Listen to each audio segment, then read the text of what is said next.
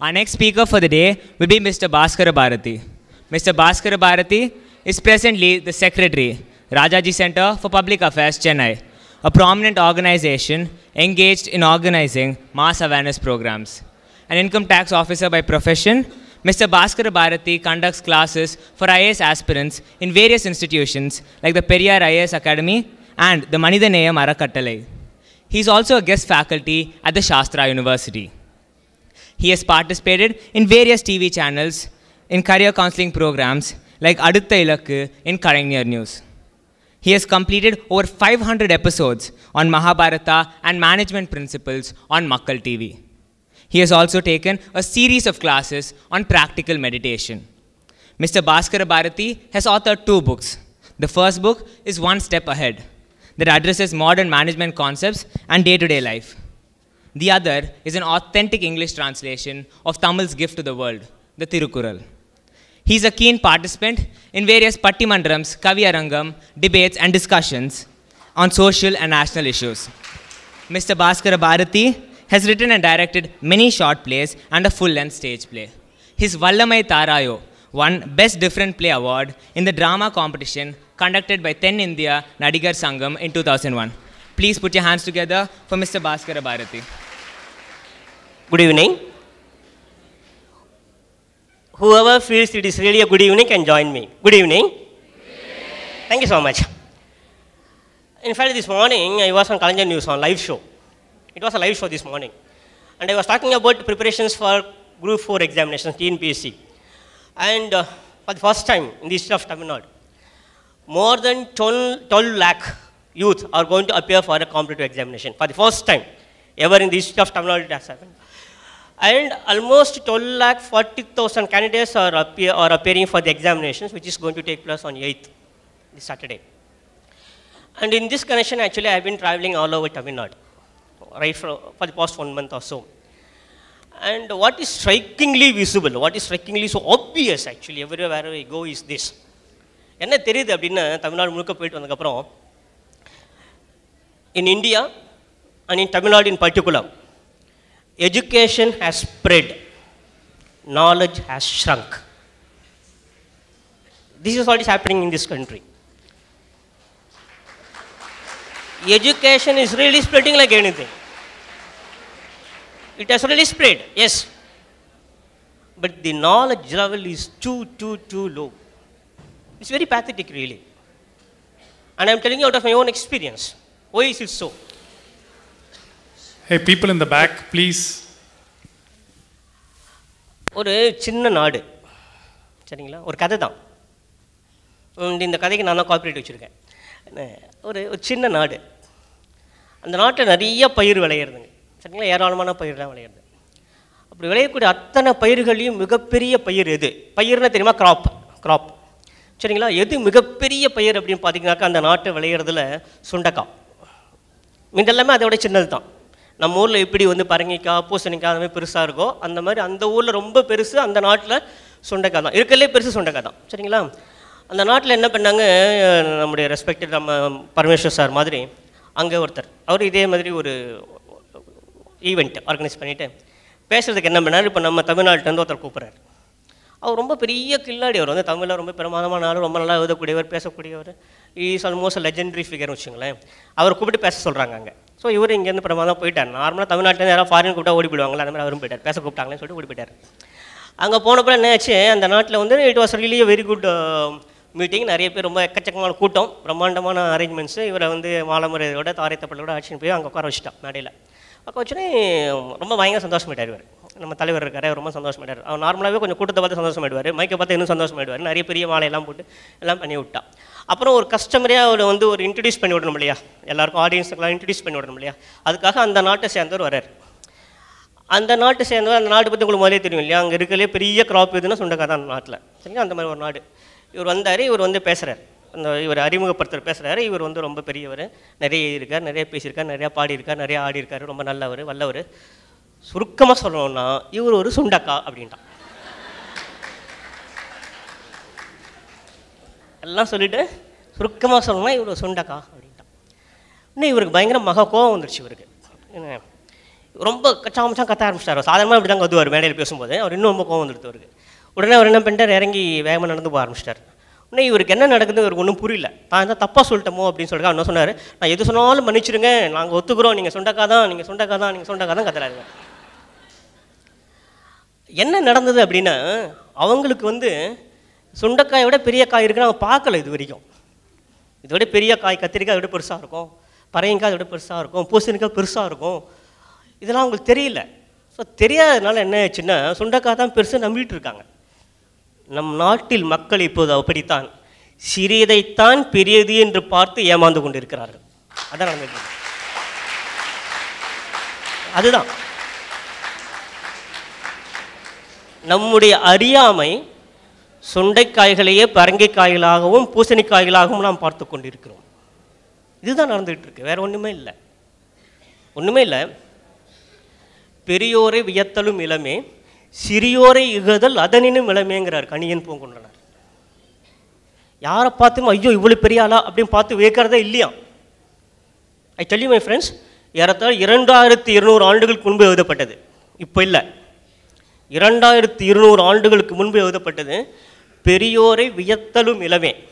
ஐயோ எவ்வளோ பெரிய ஆளும் பார்த்து நாங்கள் யாரை பார்த்தும் வியக்கவே மாட்டோம். யாதும் ஊரே யாவரும் கேடு தீதும் நன்றும் பிறர் தர வாரா, அதில் வருது இது. எப்படி எங்கே கொண்டு போய் கனெக்ட் பண்ணுறாங்க அப்படின்னா, ஒரு யூனிவர்சல் அப்பீல் இருக்கு இல்லைங்களா, அதுதான் நம்முடைய ரூட்.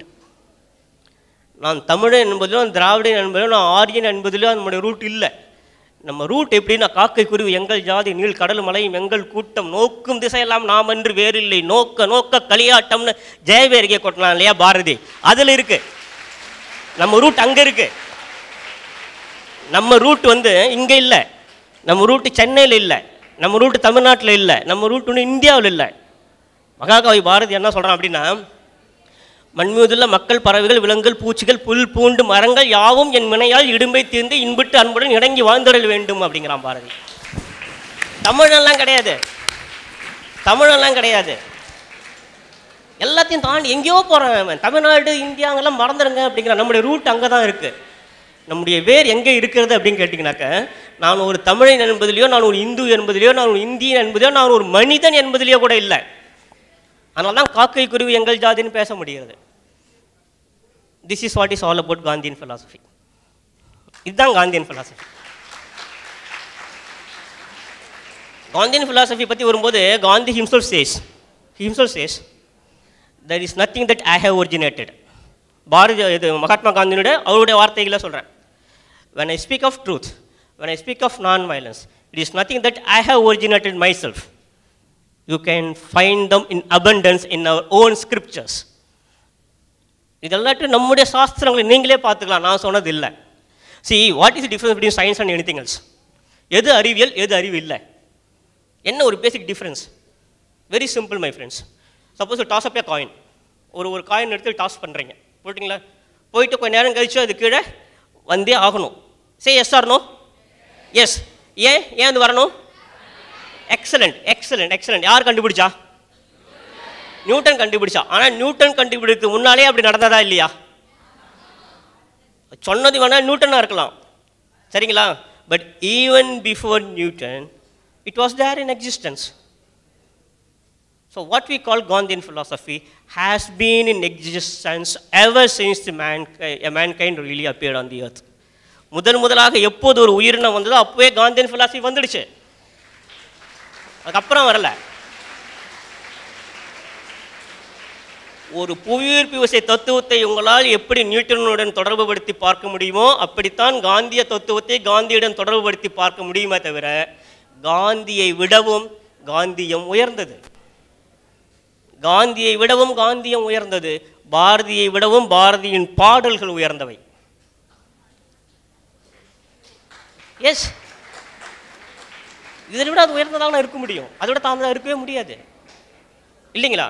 அதாவது ஒரு உதாரணத்தை ஒன்று சொல்கிறேன். இந்த நரபலியெல்லாம் கூடாது அப்படின்னு சொல்கிறதுலாம் எதுக்காக சொல்கிறோம் அப்படின்னா, பேசிக்காக ஒரு கான்செப்ட் என்னென்னா, சாமியெல்லாம் கும்பிட்டு கடவுள்லாம் கும்பிட்டு அங்கே ஆடுவோம் மாடுவோ வெட்டுறோம் வச்சுக்கோங்களேன். அது எப்படின்னா, நான் ஒரு கவிஞன், நான் படைத்திருக்க ஒரு கவிதை, இது ரொம்ப அருமையான கவிதை, எனக்கு தெரிஞ்ச வரைக்கும் அதுதான் ரொம்ப அருமையான கவிதை. அவனுக்கு புரியாமல் இருக்கலாம், ஆனால் இது அருமையான கவிதை. என்கிட்ட வந்து ஒரு 108 தரம் பாஸ்கரமா நல்லவன், பாஸ்கரமா பிரமாதம், அந்த சூரியனை வச்சான், அப்படி வச்சான் எல்லாம் சொல்லிட்டு கடைசியில் எழுதின கவிதை கீழ்ச்சி என் தலையில் போட்டால் எப்படி இருக்கும்? ஆடும் மாடும் ஆண்டவனால் படைக்கப்பட்டவை. ஆண்டவனை கும்பிட்டு ஆண்டவனை படிப்பு அவன் எதிரியே கொலை பண்ணி போடுறதுங்கிறது எந்த இடத்துல வழிபாடு ஆக முடியும்? இதுதான் நம்ம ஸ்கிரிப்சர்ஸ் ஆரம்பிச்சே சொல்லிட்டு வந்தது. உயிர்ப்பதை கூடாது அப்படின்னு சொல்லிக்கிற போது அடிப்படையில் ஒரு விஷயம் சொல்லட்டுமா? மகாத்மா காந்தி சொன்ன பல ஃபிலாசபியில் ரொம்பவும் பிடிச்சது வந்து இந்த வெஜிடேரியனிசம். ஏன் இந்த வெஜிடேரியனிசம் பற்றி அவ்வளோ பிரமாதமாக சொல்ல வருது அப்படின்னு சொன்னால், நான் கூட சொன்னேன், அந்த ஒரு மேடை நாடகத்தில் ஒரு வரி எழுதியிருந்தோம். நிறைய பேர் அந்த வரி போடக்கூடாது அப்படின்னு சொன்னாங்க. ஆனால் நான் இன்சிஸ்ட் பண்ணேன். ஏன்னா நான் கதை வாசனை என்னோடது, நான் டைரக்டர், நானும் மெயின் ரோல் பண்ணேன். அதனால் தைரியமாக போட்டுட்டேன், அவ்வளோதான். இல்லைனா எடுத்துருப்பேனாக்கும். அதில் ஒரு வரி எழுதியிருந்தேன். என்னென்ன, சைவ உணவு அசைவ உணவுன்னு பிரிக்கிறதே தப்பு. ஒன்று சைவம், இன்னொன்று அசைவம்னு பிரிக்கிறோம்ல. ஒன்று சைவ உணவு, இன்னொன்று அசைவ உணவு இல்லை. ஒன்று சைவ உணவு, இன்னொன்று சவ உணவு. அப்படி தான் பிரிச்சிருக்கணும் இல்லையா? அது அசைவம் எப்படி வந்தது? அதுக்கு முன்னால் ஒரு ஆசையாக தான் அது வந்து ஆப்போசிட்டாக மாறிட முடியாது இல்லையா? In fact once Rajaji was asked, someone was coming to you, Rajaji, and asked him, why don't you take envy? ஏன்னா ரொம்ப வெஜிடேரியன் போட்டு படுத்துறீங்களே என்ன, why don't you take envy அப்படின்னு ராஜாஜி சொன்னார். Because my stomach is not the burial ground for dead animals அப்படின்னார். இந்த மாதிரி ராஜாஜி நிறையா சொன்னார். ராஜாஜி மாதிரி நிறைய விஷயம் சொல்லிட்டு போனார். சரிங்களா? ஓகே. என்ன நடந்தது அப்படின்னா, காந்தியோட ஃபிலாசபியில் ஆக்சுவலாக I will not take much time, just another 5 minutes. என்ன நடந்தது ஆக்சுவலாக காந்தியோட லைஃப்பில்? See, he was born in 1869. 1919 தான் அவர் சீரியஸாக இந்தியாவுக்கே வர்றாரு. 1920 when Balaganga Tilak died, he was taking over the reins of Indian National Congress. He was becoming the president of Indian National Congress. அப்போ வயசு என்ன தெரியுமா அவருக்கு? 51 வயசில் வர்றாரு அவர் இந்திய தேசிய காங்கிரஸ் தலைவராக. And he was really struggling for the next 26 years. 1920 1946 அப்பயே சுதந்திரம் ஒன்று தெரிஞ்சு போச்சு, 47 வந்தது. For the next 21 years he was running this show. எப்போ 51 years ஆரம்பிச்சு 78 years வரைக்கும். அதில் most turbulent period of life என்ன தெரியுமா? 1942 குவிட் இந்தியா மூவ்மெண்ட் வரும்போது தான். அப்போ தான் was most turbulent period of life. அப்போ ஒரு வயசு என்ன தெரியுமா? 72, 73. அப்போ கூட he was really feeling like a young man. அப்படியே பண்ணிருக்கு. இன்ஃபேக்ட் நீங்கள் யார் எத்தனை பேர் ஒரு ஃபுட்டேஜ் பார்த்துருப்பீங்க தெரியாது. ஆக்சுவலாக மகாத்மா காந்தி நடந்து போகும்போது பின்னால் யாரும் நடந்து போக மாட்டாங்க, ஓடிட்டு இருப்பாங்க. மகாத்மா காந்தி நடந்து போவார், பின்னால் இவங்களாம் ஓடிட்டே இருப்பாங்க பின்னால். அந்த அளவுக்கு used to be so fast. எதுக்கு அப்படின்னு சொன்னால், every single second is so important. அதுதான் மகாத்மா காந்தி லைஃப் சொல்கிறது. ஒரே ஒரு விஷயம் என்னென்னா, every single second is important. In fact நம்ம நாட்டில் வந்து நிறைய இந்த என்டர்டெயின்மெண்ட் ரொம்ப ஓவர் டோஸ் பண்ணிட்டு இருக்காங்க. அவங்களுக்கெல்லாம் நான் சொல்கிறது இதுதான்.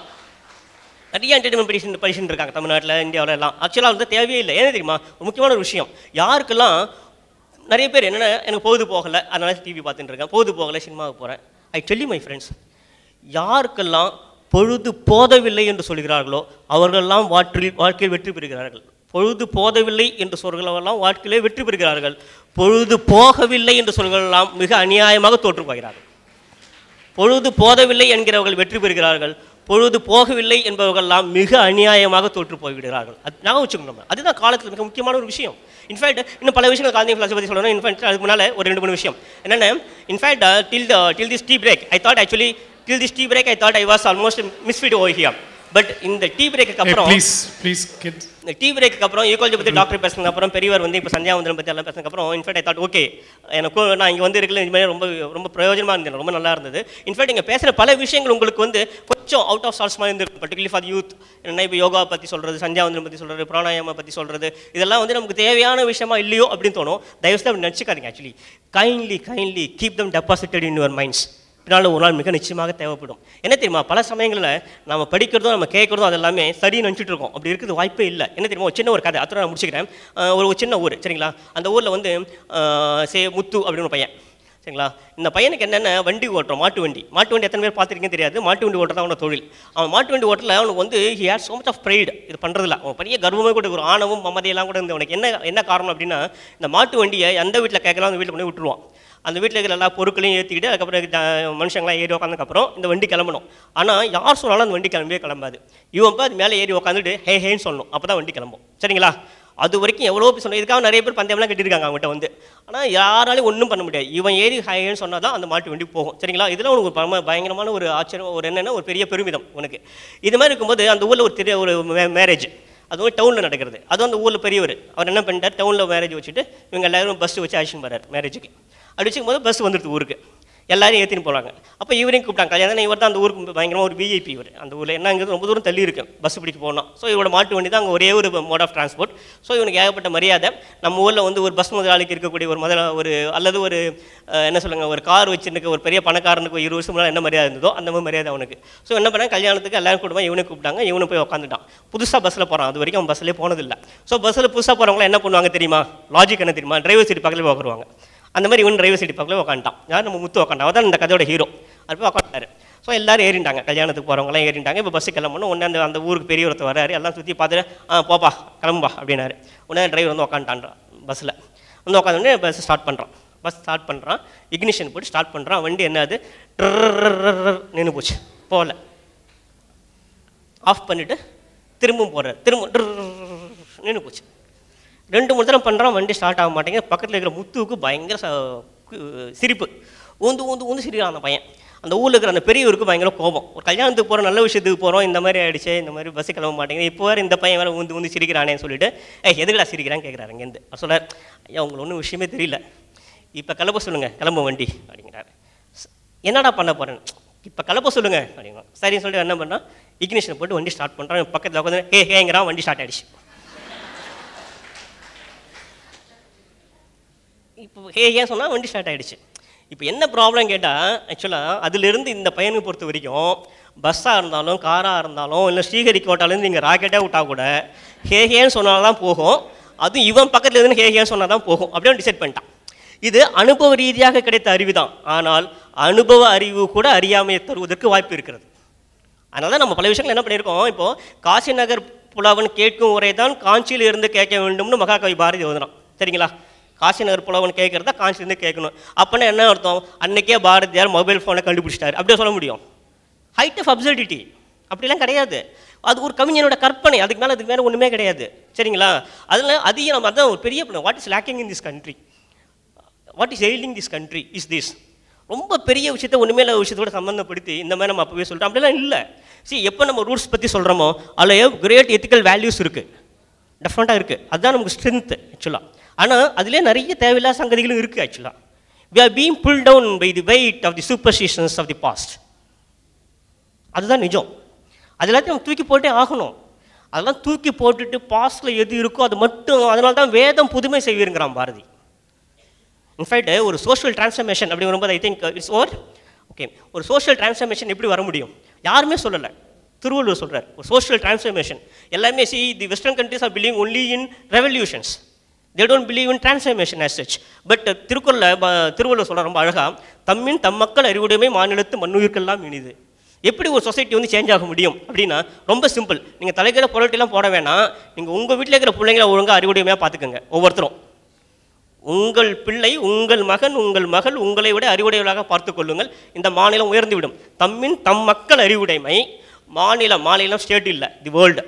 தம்மின் தம் மக்கள் அறிவுடைமை மாநிலத்து மண்ணுயிர்க்கெல்லாம் இனிது. இது வேறு ஒன்றுமே இல்லை. எங்கள் ஊரில் எப்படி சொல்லுவாங்கன்னா, எங்கள் கிராமத்து பக்கம் ஒருத்தர் வந்து நல்லா வெளியே போய் பேசுவார். ஒருத்தர் வெளியில் போய் மீட்டிங் பேசுவார் நிறையா.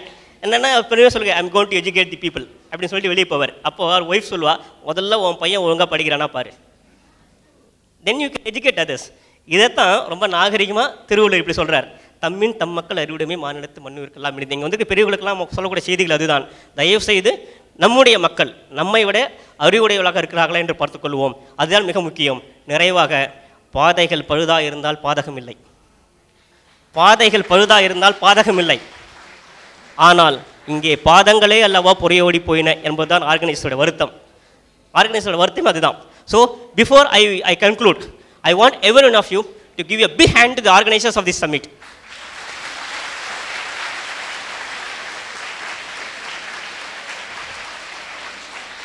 Thank you so much. நண்பர்களே, இங்கே இருக்க இளைஞர்களுக்காக மட்டும், இந்த சிறுவர்களுக்கு மட்டும் சொல்கிறேன், நம்ம ஏங்கிற ஒரு இடத்துல நிற்கிறோம், பிங்கிற ஒரு இடத்துக்கு போகணும். சரியா? இடையில 10 கிலோமீட்டர் இருக்குது. நம்ம போக வேண்டிய கோல், நம்ம லைஃப்பில் வந்து பி அப்படிங்கிற ஒரு கோல் நம்ம ரீச் பண்ணணும். நம்ம 7 நிற்கிறோம், இடையில வந்து ஒரு 10 கிலோமீட்டர் இருக்குன்னு வச்சுங்களேன். இந்த தூரம் எப்போ குறையும்? இந்த தூரம் எப்போ குறையும்? நான் 7 நிற்கிறேன், பிங்கிறது தான் என்னோட கோல். 10 கிலோமீட்டர் இருக்குது. இந்த 10 கிலோமீட்டர் தூரம் எப்போ குறையும்? நேச்சுரலி நடந்தால் தானே குறையும், நடந்தால் தானே குறையும். நண்பர்களை நினைவில் கொள்ளுங்கள், நடக்க நடக்கத்தான் தூரம் குறையும், படிக்க படிக்கத்தான் பார்வை விரியும். மீண்டும் சந்திப்போம். தேங்க்யூ.